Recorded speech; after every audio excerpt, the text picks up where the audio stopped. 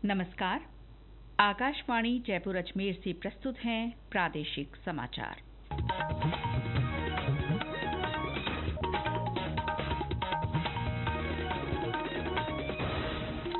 मुख्य समाचार। विश्व पर्यावरण दिवस पर आज देश प्रदेश में कई कार्यक्रम आयोजित। प्रधानमंत्री और मुख्यमंत्री ने प्रकृति संरक्षण के कार्य में जन भागीदारी का आह्वान किया। वंदे गंगा जल संरक्षण जन अभियान की प्रदेश भर में आज से शुरुआत। मुख्यमंत्री भजनलाल शर्मा ने रामगढ़ बांध में श्रमदान किया। प्रधानमंत्री नरेंद्र मोदी ने अपनी सरकार के 11 साल के कार्यकाल को गरीब कल्याण के प्रति समर्पित बताया। और वरिष्ठ नागरिक तीर्थ यात्रा योजना के तहत कल जयपुर से रामेश्वरम के लिए पहली एसी ट्रेन रवाना होगी। 800 बुजुर्गों को विभिन्न मंदिरों के दर्शन कराए जाएंगे। समाचारों के साथ मैं शीला चावला और अब समाचार विस्तार से। देश प्रदेश में आज विश्व पर्यावरण दिवस पर कई कार्यक्रम आयोजित किए गए। इस साल की थीम प्लास्टिक प्रदूषण को समाप्त करना रखी गई है। विश्व पर्यावरण दिवस पर प्रधानमंत्री नरेंद्र मोदी ने नई दिल्ली के भगवान महावीर वन स्थली पार्क में विशेष वृक्षारोपण अभियान की शुरुआत की। श्री मोदी ने एक पेड़ मां के नाम पहल के तहत बरगद का पौधा लगाया। ये पौधा अरावली ग्रीन वॉल परियोजना के एक भाग के रूप में लगाया गया, जिसका उद्देश्य अरावली पर्वतमाला के 700 किलोमीटर क्षेत्र को हरा भरा करना है। इस परियोजना का लक्ष्य राजस्थान, दिल्ली, हरियाणा और गुजरात सहित 4 राज्यों के 29 जिलों में अरावली पर्वत श्रृंखला के आसपास के 5 किलोमीटर के बफर क्षेत्र को हरित करना है। प्रधानमंत्री मोदी ने पर्यावरण की रक्षा पर एक विशेष वीडियो साझा किया। उन्होंने पर्यावरण को हरा भरा और बेहतर बनाने के लिए जमीनी स्तर पर काम करने वाले सभी लोगों की सराहना की। जो प्रकृति की रक्षा करते हैं, प्रकृति उनकी रक्षा करती है। पर्यावरण में संतुलन ये हमारी पुरातन परंपरा का एक अहम हिस्सा है। हमारे यहाँ कहा गया है, यत् पिंडे तद ब्रह्मांड, यानी जो पिंड यानी जीव में है वही ब्रह्मांड में है। केंद्रीय शिक्षा मंत्री धर्मेंद्र प्रधान ने आज नई दिल्ली में एक पेड़ मां के नाम अभियान 2.0 की शुरुआत की। इस अवसर पर उन्होंने मिशन लाइफ के लिए इको क्लब की गतिविधियों की निगरानी के वास्ते वेब पोर्टल सहित विशेष मॉड्यूल और एक वेबसाइट भी लॉन्च की।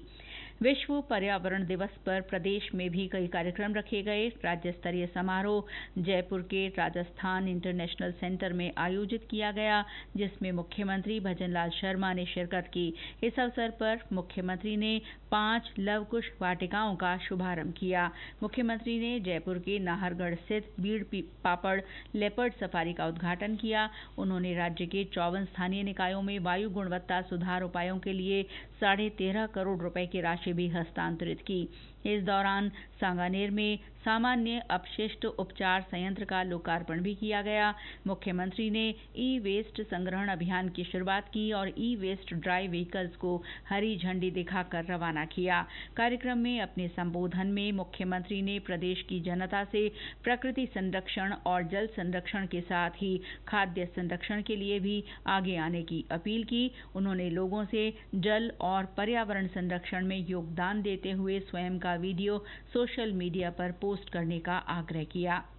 मैं आप सभी से आह्वान करना चाहता हूँ कि आइए हम सब मिलकर के राजस्थान में जो महती आवश्यकता है, पानी की स्थिति को आप जानते हैं, हम राजस्थान के हर गांव में, हर ढाणी में, हर क्षेत्र में जल संरक्षण के लिए काम करते हुए हमारे इस अभियान को आगे बढ़ाएं। और इतना ही मैं आप सभी से कहना चाहता हूँ, अगर हम जल को संरक्षण करेंगे तो निश्चित रूप से एक एक बूंद हमारे काम आए। कार्यक्रम में वन पर्यावरण मंत्री संजय शर्मा, संसदीय कार्य मंत्री जोगाराम पटेल, सांसद मंजू शर्मा, मुख्य सचिव सुधांश पंत, वन विभाग के अधिकारी, स्वयंसेवी संस्थाओं के प्रतिनिधि और पर्यावरण क्षेत्र में उल्लेखनीय कार्य करने वाले लोग मौजूद रहे।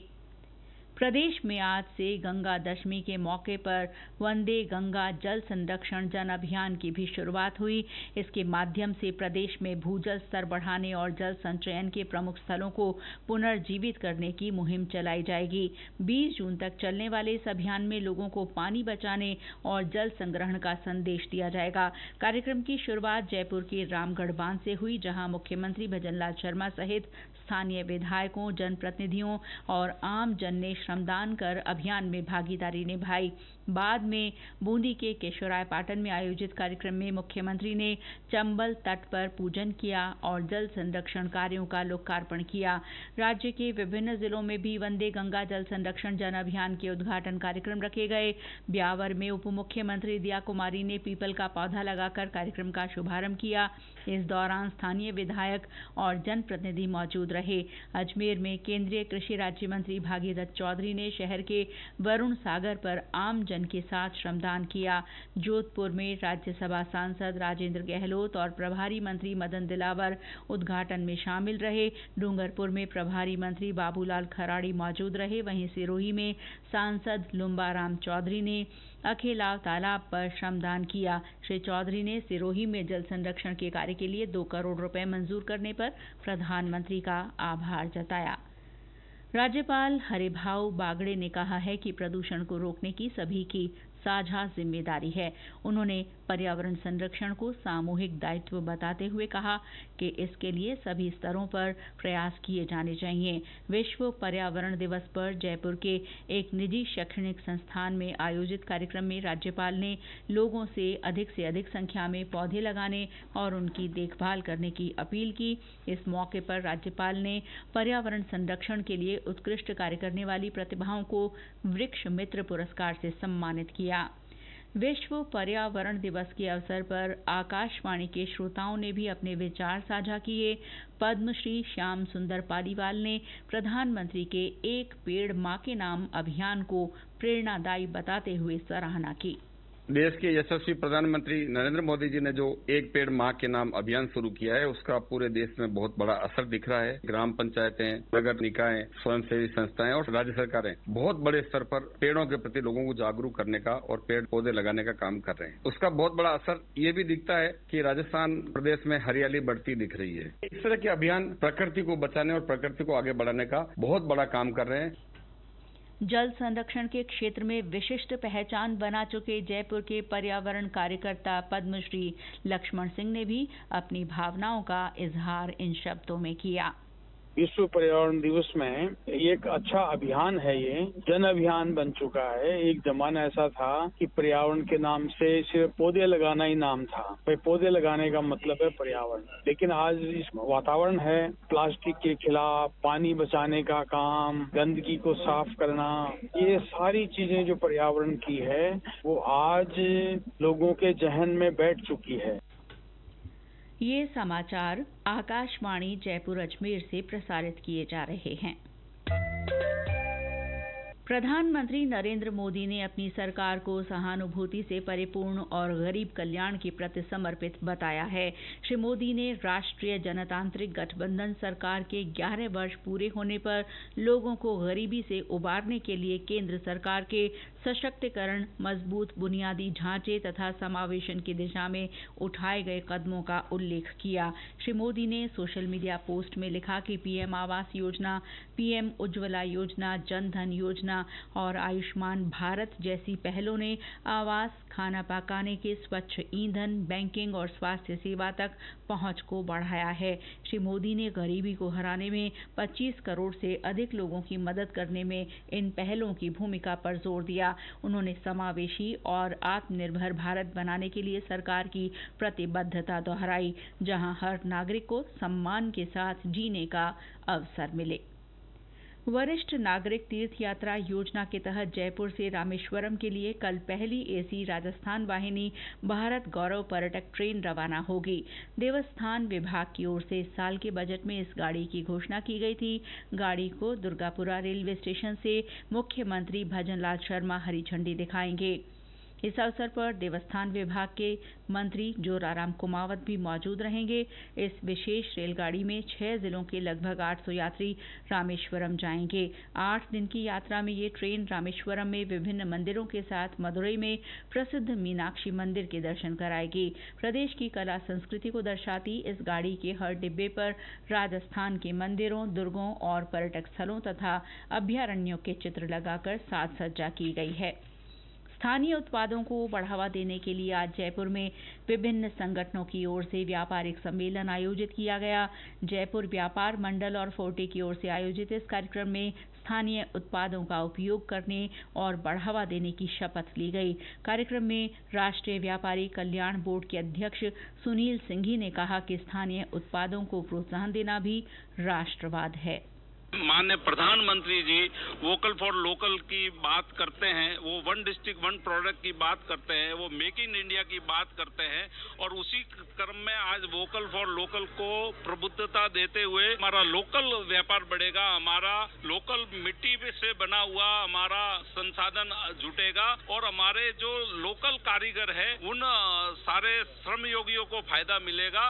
वोकल फॉर लोकल पूरे देश में जिस तरह से चल रहा है, अभी इसी कार्यक्रम को आज हमने राजस्थान में जयपुर में शुरुआत की है।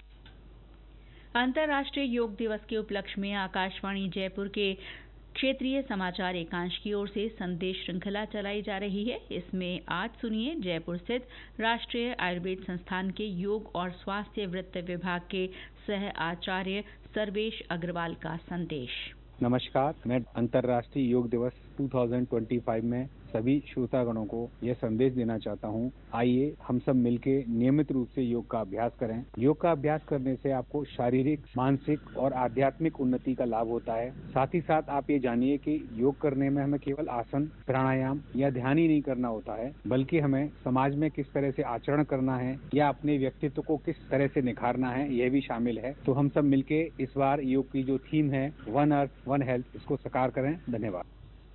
राज्यपाल हरिभाऊ बागड़े ने चिकित्सा मंत्री गजेंद्र सिंह खींवसर की धर्मपत्नी प्रीति कुमारी के आकस्मिक निधन पर गहरा शोक व्यक्त किया है। राज्यपाल ने अपने संदेश में शोक संतप्त परिजनों को ये दुख सहने की शक्ति प्रदान करने की कामना की है। गौरतलब है कि चिकित्सा मंत्री की पत्नी का आज सुबह जयपुर में हृदयाघात से निधन हो गया था। मुख्यमंत्री भजनलाल शर्मा ने भी मंत्रिमंडल के अपने सहयोगी श्री खींवसर की धर्मपत्नी के निधन पर दुख जताया है। और अंत में मुख्य समाचार एक बार फिर। विश्व पर्यावरण दिवस पर आज देश प्रदेश में कई कार्यक्रम आयोजित। प्रधानमंत्री और मुख्यमंत्री ने प्रकृति संरक्षण के कार्य में जन सहभागिता का आह्वान किया। वंदे गंगा जल संरक्षण जन अभियान की प्रदेश भर में आज से शुरुआत। मुख्यमंत्री भजनलाल शर्मा ने रामगढ़ बांध में श्रमदान किया। प्रधानमंत्री नरेंद्र मोदी ने अपनी सरकार के 11 साल के कार्यकाल को गरीब कल्याण के प्रति समर्पित बताया। और वरिष्ठ नागरिक तीर्थ यात्रा योजना के तहत जयपुर से रामेश्वरम के लिए कल पहली एसी ट्रेन रवाना होगी। इसके साथ ही प्रादेशिक समाचार बुलेटिन समाप्त हुआ। नमस्कार।